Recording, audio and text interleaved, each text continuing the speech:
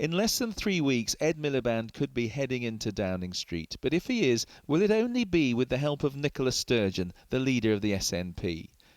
Today, the Labour leader was back on the road in Lincoln to announce the party's youth manifesto.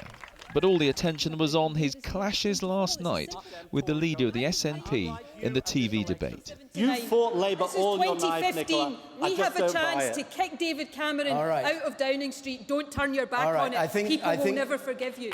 All right. So what are potential Labour voters supposed to make of that?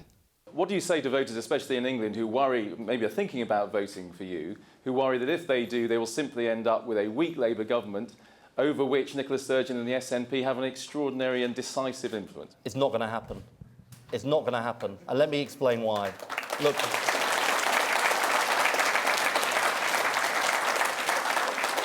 I ask people at home to judge me on what I said last night.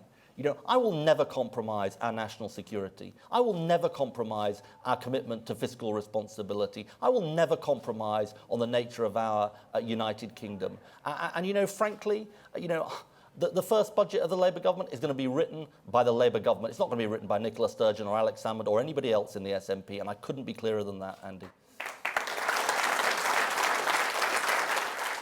Nicola Sturgeon, though, is still insisting the role of SNP MPs at Westminster will be to push a Labour government. It was very clear last night that on its own, Labour is not going to be bold enough to offer a real alternative to the Tories. That's why SNP MPs are so important, so that we can hold Labour to account, keep Labour honest and make Labour bolder than it will be on its own. The latest projection says the Conservatives will win 285 seats, Labour 270, the SNP 40 and the Liberal Democrats 30.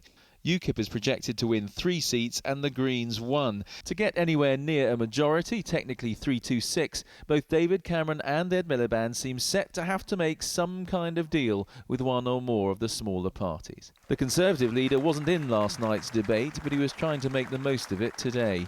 And they all, to one degree or another, think that the right answer is to install Ed Miliband in Downing Street, backed by the SNP, a combination to break up Britain and bankrupt Britain.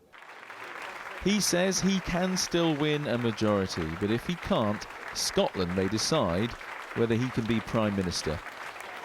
Andy Belt, 5 News, Lincoln.